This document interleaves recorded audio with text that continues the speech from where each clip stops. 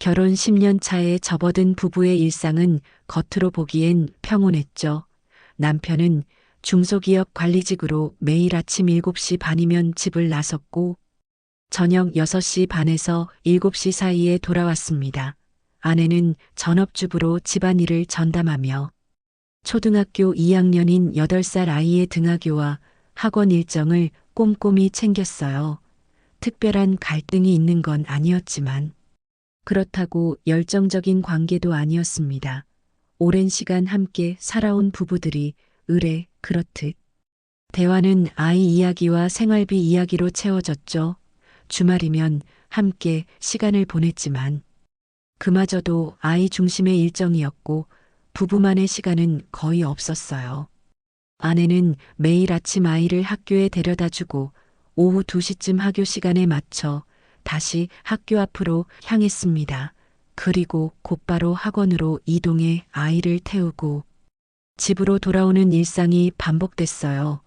저녁 식사 준비를 하고 남편이 퇴근하면 함께 저녁을 먹은 뒤 각자의 시간을 보냈죠. 남편은 거실에서 뉴스를 보거나 스마트폰을 만지작거렸고 아내는 설거지를 마친 뒤 방에서 드라마를 보거나 온라인 쇼핑을 했습니다. 주말에는 아이와 함께 공원에 나가거나 대형마트에서 장을 보는 게 전부였어요. 10년이라는 시간이 만들어낸 안정감이었지만 동시에 권태였죠. 부부는 서로에게 불만을 표현하지도 않았지만 그렇다고 애정을 드러내지도 않았습니다. 남편은 아내가 집안일을 잘 해내는 걸 당연하게 여겼고 아내는 남편이 매달 생활비를 입금하는 걸 당연하게 받아들였어요. 감사의 표현도 애정의 표현도 사라진 지 오래였죠. 밤에는 각자 스마트폰을 보다가 잠들었고 아침에는 시간에 쫓겨 정신없이 하루를 시작했습니다. 가끔 부부관계가 있긴 했지만 한 달에 한두 번 정도였고 그마저도 의무적인 느낌이 강했어요. 아내는 이런 삶이 불행하다고 느끼진 않았지만 행복하다고도 느끼지 못했습니다. 그냥 살아가는 거였죠. 무언가 특별한 자극이나 변화 없이 흘러가는 시간들이었어요. 그런 일상에 작은 변화가 생긴 건 새학기가 시작되고 한 달쯤 지난 5월 초였습니다. 학교에서 학부모 간담회가 열렸고 아내는 자연스럽게 참석했어요. 담임 선생님은 학급 운영, 방침과 학부모들의 협조가 필요한 부분들을 설명했죠. 2학년 교육과정의 특징과 아이들이 집중해야 할 학습 영역, 그리고 학부모들이 가정에서 도와줄 수 있는 부분들을 차근차근 안내했습니다. 간담회는 약 1시간 정도 진행됐고 끝난 뒤 몇몇 학부모들이 학교 근처 카페로 자리를 옮겨 이야기를 이어갔어요. 아이들 학교 생활과 학원 정보를 공유하는 자리였는데 그 자리에서 아내는 같은 반아이의 아버지와 처음 제대로 얼굴을 마주했죠. 그 남자 역시 유부남이었고 평소 아이 학교 일정에 관심이 많은 편이었습니다. 보통 학부모 모임엔 엄마들이 주로 참석하는데 아빠가 나온 경우는 드물었죠. 카페에 모인 6명 정도의 학부모 중 남자는 그 한 명뿐이었어요. 처음엔 그저 같은 반 학부모로서 자연스러운 대화였습니다. 서로 아이 이름을 확인하고 학원은 어디로 보내는지, 학교 분위기는 어떤지 가벼운 이야기들을 나눴어요. 대화는 편안했고 상대방도 말을 잘 들어주는 스타일이었죠. 아내는 그 남자가 생각보다 아이 교육에 적극적이라는 점이 인상적이었습니다. 요즘 아빠들 중엔 드물게 학교 행사에도 자주 참여하고 학부모 모임에도 빠지지 않는다고 했어요. 카페에서 1시간 반 정도 머물다가 각자 집으로 돌아갔는데 아내는 그날 저녁 남편에게 학부모 모임이 있었다고 간단히 전했습니다. 남편은 특별한 관심 없이 고개를 끄덕이며 그래 수고했어 한마디만 남겼어요. 저녁 식사를 하며 아이 학교 이야기를 조금 더 나눴지만 남편의 반응은 시큰둥했죠. 평범한 일상의 연장선처럼 보였습니다. 아내도 그 남자를 특별하게 생각하진 않았어요. 그냥 같은 반 학부모 중 한 명일 뿐이었죠. 하지만 그날 이후로 학교에서 주관하는 학부모, 행사나 소규모 모임이 있을 때마다 아내와 그 남자는 자주 마주치게 됐습니다. 학교 운동회 준비 모임에서도 같은 조로 배정됐고, 학부모 단체 채팅방에서도 서로의 메시지를 주고받는 일이 잦아졌어요. 특별한 의도가 있었던 건 아니었지만 대화를 나누다 보니 자연스럽게 더 자주 연락하게 되는 흐름이었습니다. 학교 행사 준비 때문에 연락하고 아이들 학원 정보를 공유하고 가끔은 학급 소식을 전하며 관계는 조금씩 가까워졌죠. 다른 학부모들과도 비슷하게 지냈지만 유독 그 남자와의 대화는 횟수가 많았고 내용도 점점 길어졌어요. 아직 이 시점에서 둘 다 특별한 감정을 느낀 건 아니었지만 익숙해지고 있었던 겁니다. 단체 채팅방에서 누군가 질문을 올리면 그 남자가 먼저 답변을 달았고 아내도 거기에 맞장구를 치는 시기였죠. 다른 학부모들도 두 사람이 학교 일에 적극적이라고 생각했을 뿐 다른 의미를 두진 않았어요. 하지만 이렇게 시작된 관계는 천천히 다른 방향으로 흘러가고 있었습니다. 5월이 지나고 6월로 접어들면서 학부모 단체 채팅방은 점점 활발해졌습니다. 학교 체육대회 준비와 현장 학습 안내, 그리고 여름방학 계획 등 공유할 내용이 많았죠. 아내와 그 남자는 채팅방에서 가장 적극적으로 의견을 나누는 학부모였어요. 다른 사람들이 질문을 올리면 둘 중 한 명은 꼭 답변을 달았고 서로의 의견에 동의하거나 보충 설명을 덧붙이곤 했습니다. 자연스럽게 둘 사이의 대화 빈도가 높아졌고 어느 순간부터 단체 채팅방이 아닌 개인 메신저로 대화가 옮겨가기 시작했죠. 처음엔 단체방에서 나눈 이야기를 조금 더 구체적으로 설명하기 위해서였습니다. 그 남자가 먼저 개인 메시지를 보냈어요. 아까 말씀하신 학원 정보 좀 더 자세히 여쭤봐도 될까요 싶어서요. 라는 내용이었죠. 아내는 흔쾌히 답장을 보냈고 학원 위치와 수업 시간 그리고 수강료까지 자세히 알려줬습니다. 그 남자는 고맙다며 다음에 커피 한 잔 사겠다는 인사를 남겼어요. 가벼운 사교성 멘트였지만 아내는 나쁘지 않게 받아들였죠. 그 뒤로 개인 메시지는 자주 오갔습니다. 학교 준비물 관련 질문부터 아이 성적표 상담 후기, 그리고 담임 선생님 스타일까지 다양한 주제로 대화가 이어졌어요. 단체방에선 할 수 없는 좀 더 솔직한 이야기들이 오갔죠. 다른 학부모들 눈치를 볼 필요 없이 편하게 의견을 나눴습니다.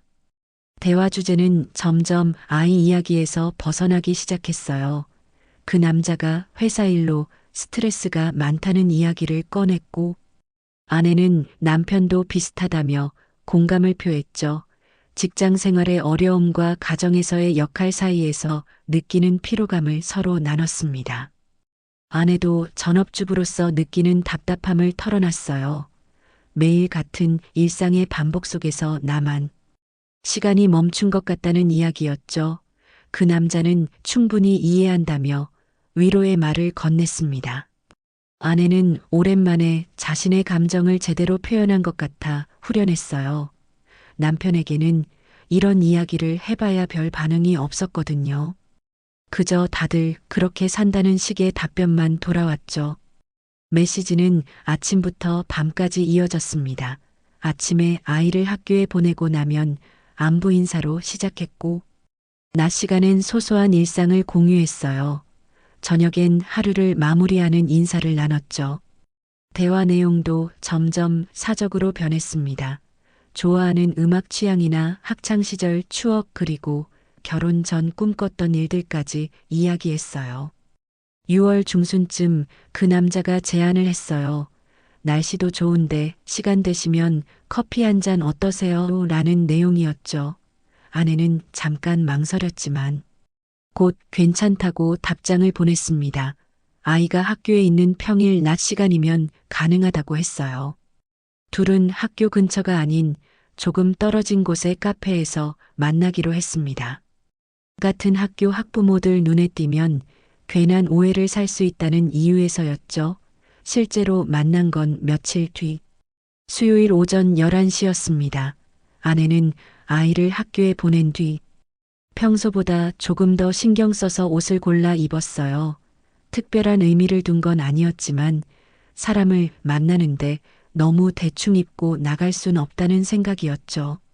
카페에서 마주한 두 사람은 생각보다 편안하게 대화를 이어갔습니다. 메시지로 나눴던 이야기들을 직접 만나 나누니 더 생생하게 느껴졌어요. 그 남자는 말을 잘 들어주는 스타일이었고 아내의 이야기에 진지하게 반응했죠.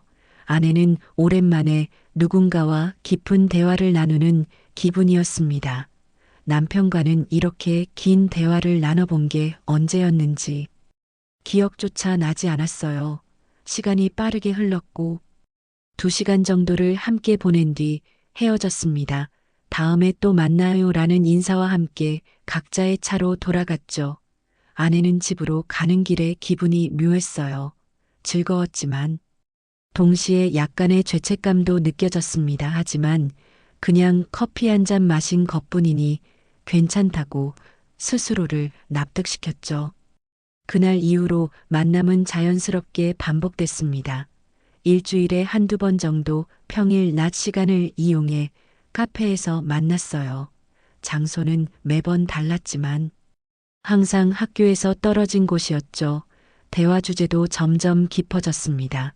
결혼 생활의 어려움과 배우자에 대한 불만, 그리고 자신이 원했던 삶과 현실 사이의 괴리감까지 솔직하게 털어놨어요. 아내는 이 사람 앞에서 자신을 숨기지 않아도 된다는 편안함을 느꼈습니다. 남편 앞에선 항상 좋은 아내, 좋은 엄마의 모습을 유지해야 한다는 압박이 있었는데 이 사람 앞에선 그냥 있는 그대로의 자신을 보여줄 수 있었죠. 그 남자도 비슷한 감정을 느끼고 있었습니다. 둘 사이엔 서서히 우정 이상의 감정이 싹트고 있었어요. 7월이 되면서 두 사람의 만남은 더욱 잦아졌습니다. 일주일에 한두 번이던 만남은 일주일에 3번으로 늘어났고 카페에서 보내는 시간도 2~3시간으로 길어졌어요. 대화만으로는 부족하다는 듯 함께 점심 식사를 하기 시작했죠. 처음엔 카페 근처 간단한 식당에서 식사를 했지만 점점 멀리 나가게 됐습니다. 학교에서 차로 30분 정도 떨어진 곳에 레스토랑이나 한적한 곳에 있는 맛집을 찾아다녔어요. 아내는 남편에게 친구를 만난다거나 학부모 모임이 있다는 핑계를 댔습니다. 남편은 별다른 의심 없이 그래 라고만 답했죠. 아내의 외출이 잦아진 걸 눈치채지 못했어요. 식사 후엔 자연스럽게 드라이브를 하게 됐습니다. 그 남자가 차를 몰며 강변도로를 달렸고 아내는 조수석에 앉아 창밖 풍경을 바라봤어요. 오랜만에 느끼는 자유로움이었죠. 집과 학교와 학원을 오가는 일상에서 벗어나 낯선 곳을 달리는 기분은 상쾌했습니다. 차 안에서도 대화는 끊이지 않았어요. 좋아하는 노래를 들으며 학창시절 이야기를 나누고 요즘 고민거리를 털어놓으며 서로를 더 깊이 이해해갔죠. 어느 순간부터 두 사람 사이엔 묘한 긴장감이 흐르기 시작했습니다. 대화 중 눈이 마주칠 때마다 이전과는 다른 감정이 느껴졌어요. 단순한 학부모 친구 이상의 무언가가 싹트고 있었습니다. 7월 말쯤 관계는 결정적으로 변했어요. 평소처럼 카페에서 만나 점심을 먹고 드라이브를 하던 중 그 남자가 조용한 곳에 차를 세웠습니다. 한적한 강변 주차장이었죠. 두 사람은 차 안에서 이야기를 나누다 자연스럽게 가까워졌고 곧 입맞춤을 나눴어요. 오랜만에 느끼는 설렘이었습니다. 남편과의 관계에선 이미 사라진 지 오래된 감정이었죠. 아내는 잠시 머뭇거렸지만 이내 그 감정에 몸을 맡겼습니다. 이성적으로 생각하면 안 된다는 걸 알았지만 감정이 이성을 압도했어요. 차 안에서 한참을 그렇게 있다가 두 사람은 더 은밀한 장소가 필요하다는 걸 깨달았습니다. 그날 처음으로 모텔을 찾았어요. 학교에서 멀리 떨어진 외곽 지역의 모텔이었습니다. 아무도 아는 사람을 만날 일 없는 곳이었죠. 대실 시간인 오후 2시쯤 들어가 4시간 정도를 함께 보냈어요. 아내는 오랜만에 느끼는 육체적 쾌락에 빠져들었습니다. 남편과의 관계가 의무처럼 느껴졌다면 이건 전혀 다른 차원의 경험이었죠. 죄책감이 없었던 건 아니지만 그보다 강렬한 감정이 그걸 덮어버렸어요. 모텔을 나올 때 아내는 복잡한 심정이었습니다. 뭔가 돌이킬 수 없는 선을 넘었다는 생각이 들었지만 후회하진 않았어요. 오히려 다음 만남이 기다려졌습니다. 그날 이후 두 사람의 만남엔 명확한 패턴이 생겼습니다. 일주일에 2~3번 평일 낮 시간을 이용해 만났고 매번 모텔에서 시간을 보냈어요. 가끔은 식사를 먼저 하고 모텔로 향했고 어떤 날은 모텔에서 나와 카페에서 차를 마시며 이야기를 나눴죠. 장소는 매번 달랐습니다. 같은 모텔을 자주 가면 직원들 눈에 띌 수 있다는 이유에서였어요.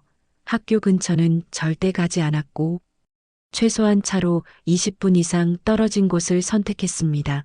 비용은 그 남자가 주로 냈지만 가끔 아내도 자신의 카드로 결제했어요. 남편 명의로 된 생활비 카드였죠. 아내는 그게 문제가 될 거라곤 생각하지 못했습니다. 남편에게 대는 핑계는 다양했어요. 학부모 모임 학교 상담, 친구와의 약속 마트 보기 등 그럴듯한 이유들이었습니다.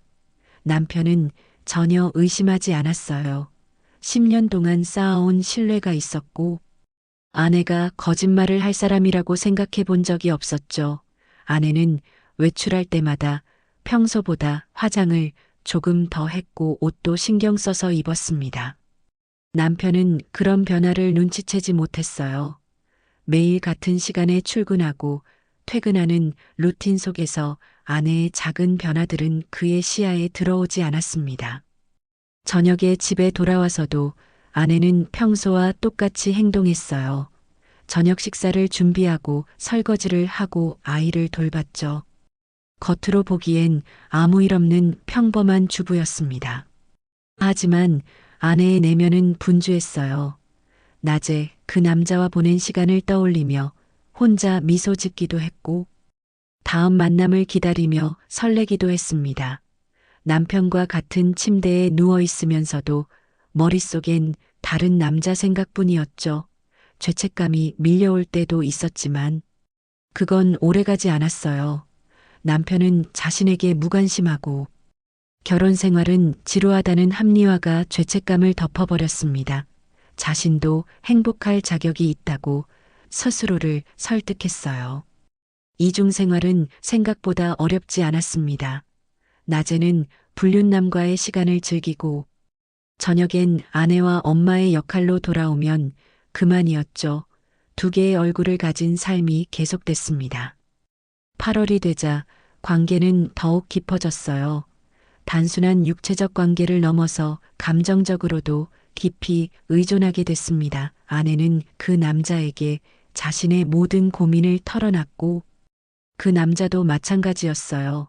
서로에게 없어선 안 될 존재가 되어가고 있었죠. 하지만 둘 다 각자의 가정이 있다는 현실을 잊을 순 없었습니다. 이혼까지 생각하진 않았지만 이 관계를 끝낼 생각도 없었어요. 그저 현재를 즐기자는 암묵적인 합의가 있었습니다. 하지만 이런 관계가 영원히 숨겨질 수 있을 거라는 생각은 착각이었죠. 진실은 예상보다 빨리 드러나기 시작했습니다. 8월 중순 어느 날 남편은 늦은 밤 서재에서 이번 달 신용카드 명세서를 확인하고 있었습니다. 매달 하던 습관이었죠. 생활비 지출 내역을 점검하며 불필요한 소비가 있는지 체크하는 게 그의 방식이었어요. 명세서를 한 줄씩 내려가며 보던 중 남편의 손이 멈췄습니다. 평일 낮 시간대에 생소한 지역의 카페와 식당 결제 내역이 여러 건 보였거든요. 금액 자체는 크지 않았지만 패턴이 이상했어요. 보통 아내는 집 근처나 학교 주변에서 카드를 사용했는데 이번엔 차로 30분 이상 떨어진 곳들이었습니다. 더 이상한 건 같은 날 비슷한 시간대에 모텔 대실 결제 내역이 찍혀 있다는 점이었죠. 남편은 처음엔 착오일 거라고 생각했습니다. 아내가 카드를 분실했거나 누군가 도용한 건 아닐까 하는 의심이 먼저 들었어요. 하지만 다른 결제 내역들은 평소와 똑같았습니다. 마트, 편의점, 아이 학원비까지 모두 정상적이었죠. 이상한 건 딱 그 몇 건뿐이었어요. 남편은 명세서를 더 꼼꼼히 살펴봤습니다. 7월 말부터 8월 중순까지 약 3주 동안 비슷한 패턴의 결제가 5번 반복되고 있었어요. 평일 낮 11시에서 12시 사이 외곽 지역 카페, 오후 1시쯤 식당, 그리고 오후 2시에서 3시 사이 모텔 대실 순서로 찍혀 있었습니다. 우연이라고 보기엔 너무 규칙적이었죠. 남편은 아내에게 직접 물어볼까 생각했지만 일단 참았습니다. 혹시 오해일 수도 있고 괜히 불필요한 다툼을 만들고 싶지 않았어요. 하지만 마음 한편엔 불안감이 자리 잡았습니다. 모텔 결제라는 게 도저히 설명이 안 됐거든요. 친구를 만나거나 학부모 모임을 한다고 해도 모텔을 갈 이유가 없었죠. 남편은 그날 밤 잠을 제대로 이루지 못했어요. 침대에 누워 천장만 바라보며 여러 가능성을 떠올렸습니다. 최악의 시나리오가 머릿속을 스쳤지만 아직 확신할 순 없었어요. 10년을 함께 산 아내를 믿고 싶었습니다. 하지만 의심의 씨앗은 이미 뿌려진 상태였죠. 다음 날부터 남편은 조용히 아내를 관찰하기 시작했습니다. 평소보다 외출이 잦아진 것 같았고 외출 전 화장을 더 신경 쓰는 것 같았어요. 옷차림도 예전보다 세련되게 바뀐 느낌이었죠. 저녁 식사 시간에 남편이 오늘 뭐 했어? 라고 물으면 아내는 자연스럽게 친구 만났다거나 마트 갔다 왔다고 답했습니다. 거짓말하는 티는 전혀 나지 않았어요. 오히려 너무 자연스러워서 더 의심스러웠죠. 남편은 아내 몰래 휴대폰 위치 추적 기능을 확인해 봤습니다. 다행히 아내는 위치 공유를 꺼놓지 않은 상태였어요. 남편은 며칠 동안 아내의 이동 경로를 지켜봤습니다. 그날 저녁 집에 돌아왔을 때 아내는 평소와 똑같았습니다. 저녁 식사를 준비해 놓고 웃으며 남편을 맞이했어요. 오늘 학부모 모임 어땠어? 라고 남편이 물었고 아내는 아이들 여름방학 계획 이야기 나눴다며 자연스럽게 답했죠.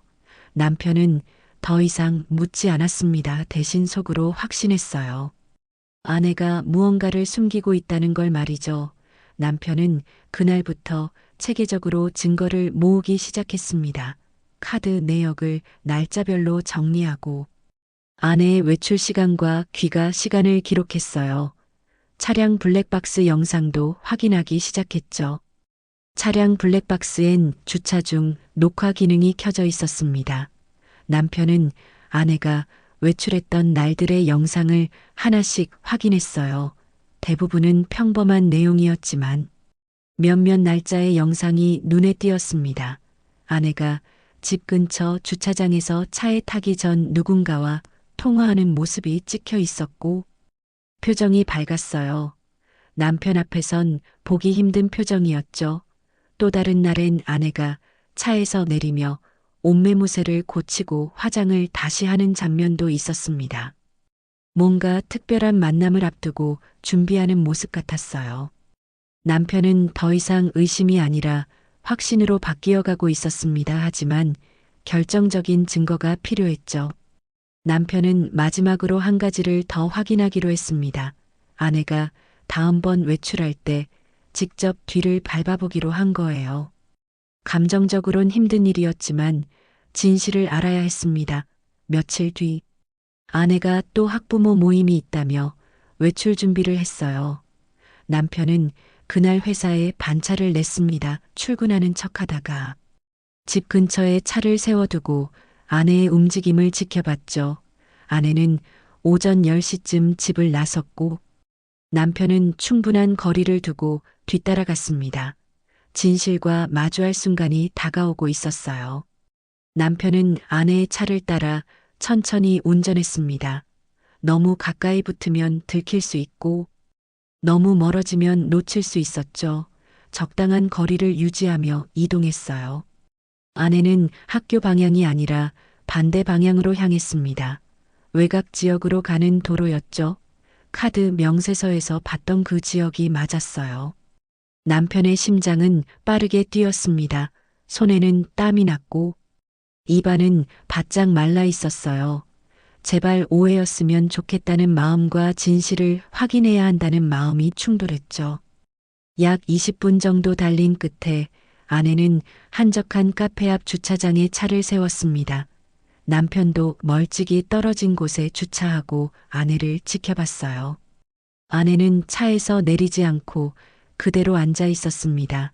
휴대폰을 보며 누군가를 기다리는 것 같았어요. 10분쯤 지났을까? 검은색 세단 한 대가 주차장으로 들어왔습니다. 아내의 차 옆에 나란히 섰죠. 남자 한 명이 차에서 내렸고 아내도 차에서 내렸어요. 두 사람은 반갑게 인사를 나누며 미소를 지었습니다. 남편은 그 장면을 보며 온몸에 힘이 빠지는 걸 느꼈어요. 아내가 만난 건 분명 남자였고 둘의 분위기는 처음 보는 사이가 아니었습니다. 익숙하고 편안한 사이처럼 보였죠. 남편은 차 안에서 두 사람을 계속 지켜봤어요. 가슴이 답답하고 숨쉬기가 힘들었습니다. 아내와 그 남자는 카페로 들어갔습니다. 남편은 차에서 내려 카페 근처로 다가갔어요. 창문 너머로 두 사람이 마주 앉아 대화하는 모습이 보였습니다. 웃으며 이야기를 나누고 가끔 손짓을 하며 뭔가를 설명하는 것 같았어요. 남편에게 보여주지 않던 표정들이었죠. 아내의 얼굴엔 생기가 넘쳤고 눈빛은 반짝였습니다. 남편은 그 모습을 보며 복잡한 감정에 휩싸였어요. 배신감과 분노, 그리고 슬픔이 동시에 밀려왔죠. 10년을 함께 산 아내가 다른 남자 앞에서 저렇게 행복해 보인다는 사실이 믿기지 않았습니다. 남편은 다시 차로 돌아와 기다렸어요. 더 확실한 증거가 필요했으니까요. 1시간 반 정도 지나자 두 사람이 카페에서 나왔습니다.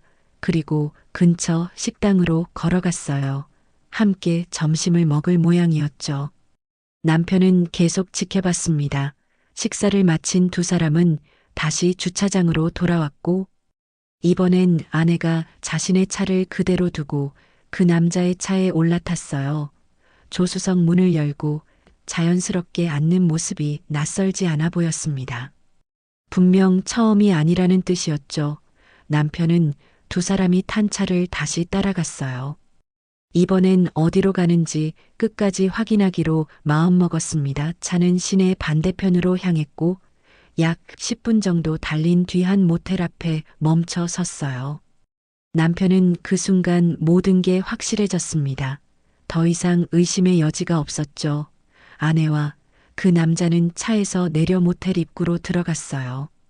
남편은 차 안에서 그 장면을 지켜보며 주먹을 불끈 쥐었습니다.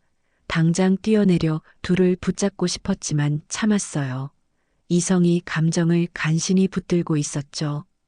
지금 감정적으로 대응하면 상황만 더 꼬일 거라는 걸 알았습니다. 남편은 깊게 숨을 들이쉬고 내쉬며 마음을 가라앉혔어요. 증거는 충분히 확보했습니다. 카드 내역과 위치 추적 기록, 그리고 오늘 직접 목격한 장면까지 모두 모았죠.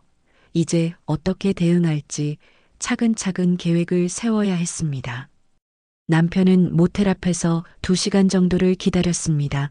오후 4시쯤 되자 아내와 그 남자가 모텔에서 나왔어요. 둘은 차에 올라타 다시 카페 주차장으로 돌아갔고 아내는 자신의 차로 옮겨 탔습니다. 헤어지기 전 창문을 내리고 잠깐 대화를 나누는 것 같았어요. 그리고 각자의 차로 떠났죠. 남편은 아내를 따라가지 않고 그 남자의 차량 번호를 메모했습니다. 나중에 신원을 확인할 때 필요할 거라고 판단했어요. 그리고 천천히 집으로 향했습니다. 회사에 들르는 척하다가 저녁 때 평소처럼 퇴근하는 시간에 맞춰 집에 도착하기로 했죠. 집에 도착했을 때 아내는 평소와 다름없이 저녁 준비를 하고 있었습니다. 남편을 보며 웃으며 인사했어요. 오늘 회사 일은 어땠어요? 라고 물었죠. 남편은 억지로 미소를 지으며 그냥 그랬어 라고 답했습니다. 속으론 분노가 치솟았지만 겉으론 태연한 척했어요. 아내는 아무것도 모른 채 오늘 친구 만나서 수다 떨었다며 즐거웠다고 말했습니다. 남편은 그래 라고만 답하며 거실로 향했어요. 저녁 식사 시간이 고역이었습니다. 평소처럼 밥을 먹고 대화를 나눴지만 남편의 머릿속엔 오늘 본 장면들이 계속 떠올랐죠. 아내가 다른 남자와 모텔로 들어가는 모습, 행복하게 웃던 얼굴, 모든 게 선명했습니다. 식사를 마치고 남편은 서재로 들어갔어요. 오늘 확인한 내용들을 정리하기 시작했습니다. 날짜와 시간, 장소와 상황을 꼼꼼히 기록했죠. 차량 블랙박스 영상도 백업해뒀고 카드 명세서도 따로 출력했습니다. 이제 그 남자가 누군지 확인해야 했어요. 차량 번호로 신원을 알아낼 방법을 찾기 시작했습니다.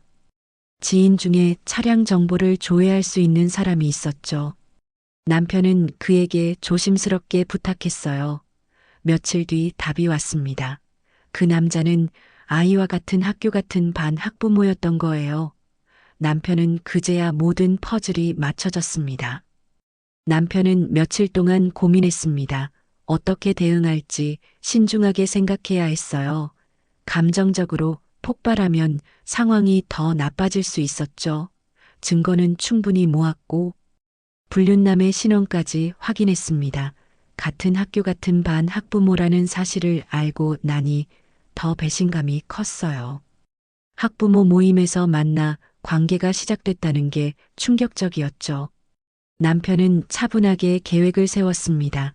먼저 아내와 직접 대면해 사실을 확인하고 그 다음 불륜남의 배우자에게도 알려야겠다고 마음먹었어요. 두 가정 모두 진실을 알 권리가 있었으니까요. 어느 주말 저녁 아이가 잠든 뒤 남편은 아내를 거실로 불렀습니다. 심각한 표정으로 마주 앉았죠. 아내는 무슨 일인지 궁금해하며 남편을 바라봤어요.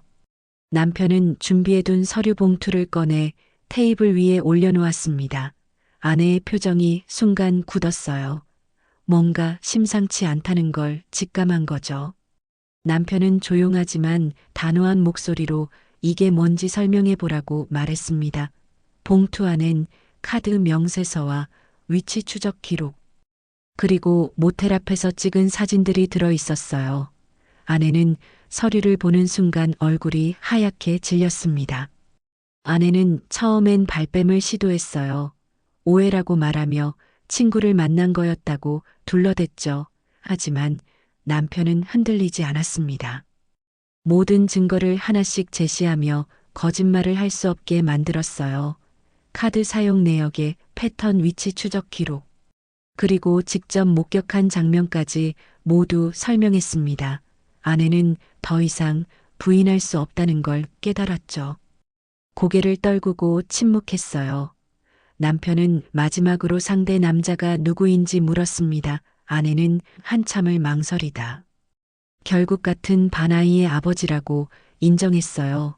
학부모 모임에서 만나 가까워졌고 관계가 발전했다고 털어놓았습니다. 남편은 이제 어떻게 할 건지 물었어요. 아내는 잘못했다며 용서를 구했습니다. 다시는 그러지 않겠다고 약속했죠. 관계를 끝내고 남편과 다시 시작하고 싶다고 말했어요. 하지만 남편은 이미 마음의 결정을 내린 상태였습니다. 신뢰가 무너진 관계를 다시 회복하기엔 상처가 너무 깊었어요. 남편은 이혼을 원한다고 말했습니다. 아내는 충격을 받은 표정으로 한 번만 기회를 달라고 애원했지만 남편의 결심은 흔들리지 않았어요. 아이 때문에라도 다시 생각해달라는 아내의 말에도 남편은 단호했습니다. 오히려 아이에게 거짓된 가정을 보여주는 게 더 나쁘다고 판단했죠. 남편은 상대 남자의 배우자에게도 이 사실을 알릴 거라고 말했어요. 아내는 깜짝 놀라며 그건 하지 말아달라고 부탁했습니다.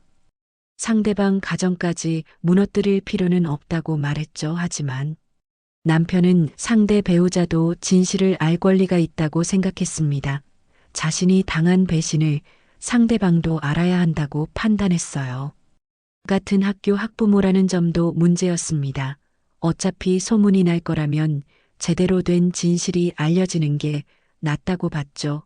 아내는 계속 만류했지만 남편의 의지는 확고했습니다.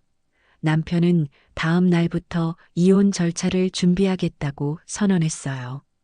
그리고 불륜 상대방에 대한 법적 조치도 검토하겠다고 덧붙였습니다. 그날 밤 두 사람은 각자 다른 방에서 잤어요. 아내는 밤새 울었고 남편은 천장만 바라보며 지난 10년을 떠올렸습니다. 어디서부터 잘못된 건지, 자신에게도 책임이 있는지 수없이 자문했죠. 하지만 결론은 같았어요. 불륜은 어떤 이유로도 정당화될 수 없었습니다. 다음 날 아침 남편은 출근 준비를 하며 아내에게 마지막으로 말했어요. 변호사를 선임할 테니. 아내도 준비하라고 했죠. 그리고 불륜남의 연락처를 알아낸 뒤 그의 배우자에게 연락할 거라고 다시 한번 확인시켰습니다.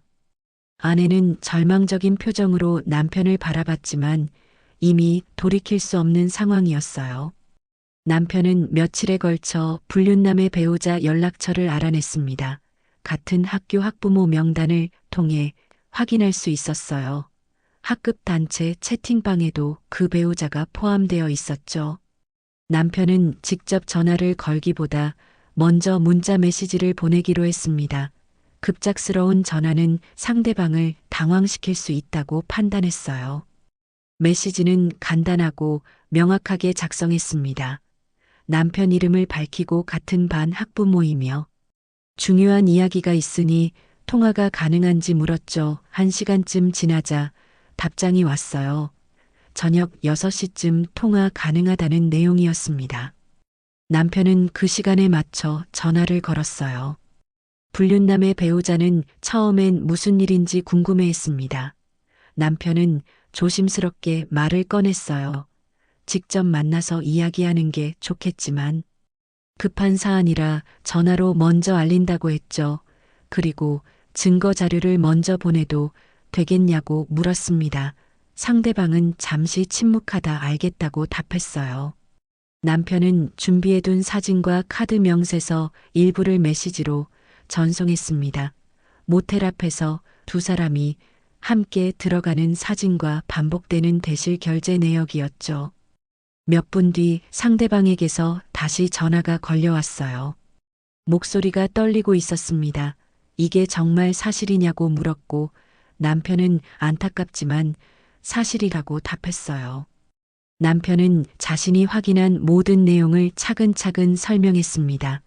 카드 사용 내역부터 시작해 위치 추적 결자, 그리고 직접 미행해서 목격한 장면까지 모두 털어놨어요.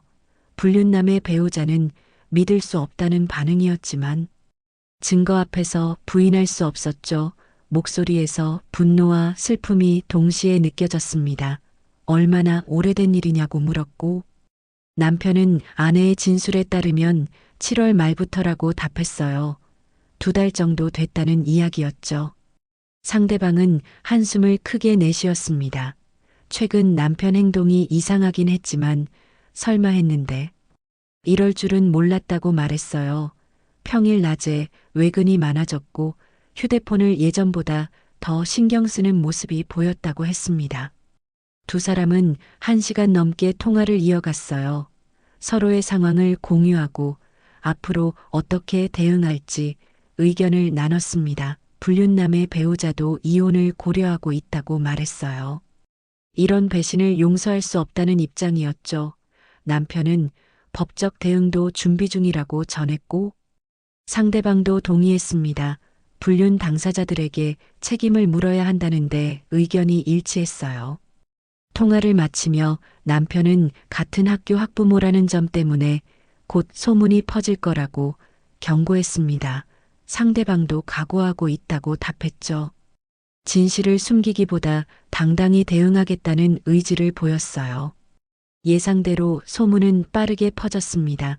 같은 반 학부모 몇 명이 이상한 낌새를 눈치챘고 단체 채팅방 분위기도 묘해졌어요. 평소 활발하던 두 학부모가 갑자기 조용해졌고 배우자들이 대신 나타나기 시작했죠. 누군가 조심스럽게 무슨 일이냐고 물었고 불륜남의 배우자가 간단히 상황을 설명했습니다. 학부모 모임에서 만난 두 사람이 부적절한 관계를 맺었다는 내용이었어요. 채팅방은 순식간에 술렁였습니다. 믿을 수 없다는 반응부터 충격적이라는 반응까지 다양했죠. 일부는 두 사람을 변호하려 했지만 증거가 명확하다는 말에 침묵했어요. 학교 내에서도 소문이 돌기 시작했습니다. 다른 학년 학부모들에게까지 이야기가 전해졌어요. 학교 앞에서 마주치면 수군거리는 소리가 들렸고 아내와 불륜남을 보는 시선이 싸늘해졌습니다. 두 사람은 학교 행사에 나타나기 힘들어졌죠. 아내는 집에만 틀어박혀 지냈고 불륜남도 비슷한 상황이었어요. 배우자들이 학교 일을 전담하기 시작했습니다. 아이들도 분위기를 느꼈는지 불안해하기 시작했어요. 반 아이들 사이에서도 부모님들이 무슨 일이 있다는 소문이 돌았죠. 담임 선생님도 상황을 인지하고 학부모들에게 아이들 앞에선 조심해달라고 당부했습니다. 남편은 변호사를 선임하고 이혼 소송 준비를 시작했어요. 동시에 불륜남을 상대로 손해배상 청구도 준비했습니다. 배우자의 권리를 침해당한 데 대한 정당한 보상을 받을 권리가 있었죠. 불륜남의 배우자도 같은 절차를 밟기 시작했어요. 두 가정은 동시에 무너져 내리고 있었습니다. 아내와 불륜남은 각자의 배우자에게 용서를 빌었지만 이미 돌이킬 수 없는 상황이었어요. 학교 커뮤니티에서 사실상 고립됐고 주변 사람들의 시선도 차갑게 변했죠. 일부 학부모들은 아예 연락을 끊었고 단체 모임에서도 배제되기 시작했습니다. 짧은 쾌락의 대가는 예상보다 훨씬 컸어요. 이혼 소송은 빠르게 진행됐습니다.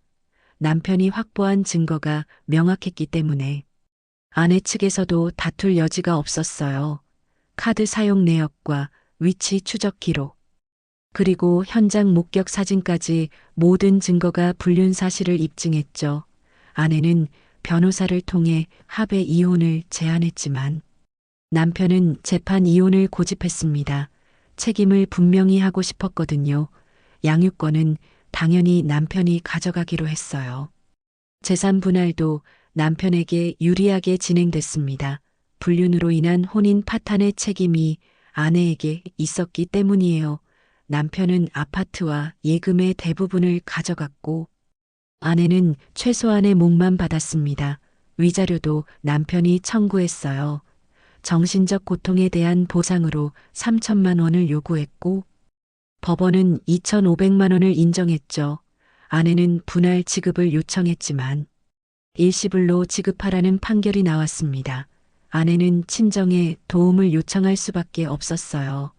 부모님은 딸의 잘못에 크게 실망했지만 어쩔 수 없이 돈을 마련해줬죠.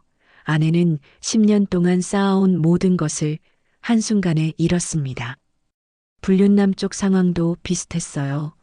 그의 배우자도 이혼 소송을 제기했고 역시 재판 이혼으로 진행됐습니다.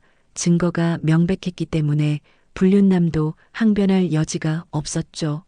양육권은 배우자가 가져갔고 불륜남은 양육비를 매달 지급하라는 판결을 받았어요. 재산도 대부분 배우자에게 돌아갔습니다.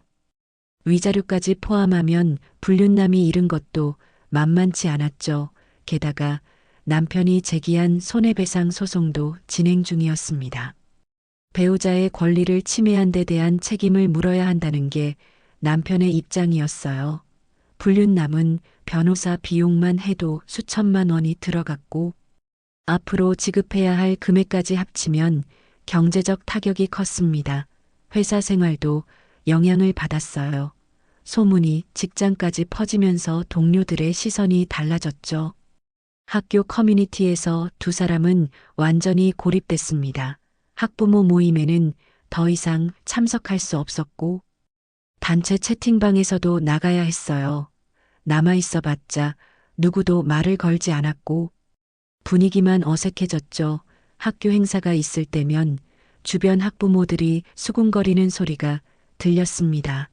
저 사람들이 그 불륜 당사자들이래. 같은 반 학부모끼리 그런 짓을 하다니 참 뻔뻔한 애 같은 이야기들이었어요. 남편은 아이와 함께 생활하며 새로운 일상을 만들어 갔어요. 처음엔 아이가 혼란스러워했지만 시간이 지나며 적응하기 시작했습니다. 남편은 아이에게 엄마와 아빠가 더 이상 함께 살 수 없게 됐다고 조심스럽게 설명했어요. 구체적인 이유는 말하지 않았지만 아이는 뭔가 심각한 일이 있었다는 걸 느꼈죠. 학교에서도 반 친구들 사이에 소문이 돌았고 아이는 한동안 힘들어했습니다. 담임 선생님과 상담을 진행했고 학교 상담 선생님의 도움도 받았어요. 남편은 아이가 상처받지 않도록 최선을 다했습니다. 주말마다 함께 시간을 보내고 아이의 이야기를 경청했죠. 조금씩이지만 아이는 안정을 찾아갔어요. 불륜남도 비슷한 상황이었습니다. 배우자와 이혼한 뒤 혼자 살게 됐고 아이와는 한 달에 2번 만날 수 있었어요. 직장에서도 입지가 좁아졌고 승진에서도 밀렸습니다. 인사평가에서 불리하게 작용한 거죠. 경제적으로도 힘들었어요. 위자료와 양육비, 그리고 손해배상금까지 지급하다 보니 생활비가 빠듯했습니다. 새로 얻은 원룸에서 혼자 지내며 지난 일들을 후회했지만 이미 늦었어요. 짧은 순간의 선택이 인생 전체를 바꿔놓았죠. 주변 사람들도 하나둘 떠나갔고 친구들도 연락이 뜸해졌습니다. 가족들도 실망했고 특히 부모님은 크게 낙담했어요. 사회적으로도 경제적으로도 모든 면에서 대가를 치르고 있었습니다. 남편은 이혼 후 삶을 재정비하며 앞으로 나아갔습니다. 아이를 잘 키우는 게 최우선 목표였고 그 외에는 자신의 삶을 다시 찾는 데 집중했어요. 회사 일에도 더욱 몰두했고 주말엔 아이와 의미 있는 시간을 보냈죠. 힘든 시기였지만 조금씩 회복되고 있었습니다. 아내에 대한 분노는 시간이 지나며 무덤덤함으로 바뀌었어요. 배신의 상처는 남아 있었지만 더 이상 그것에 매달리지 않기로 했죠. 아이를 위해서라도 건강한 삶을 유지해야 했습니다. 새로운 사람을 만날 생각은 아직 없었지만 언젠가는 다시 시작할 수 있을 거라고 믿었어요. 두 가정이 무너진 불륜의 대가는 모든 당사자에게 깊은 상처를 남겼고 그 상처는 오랫동안 지워지지 않을 것입니다.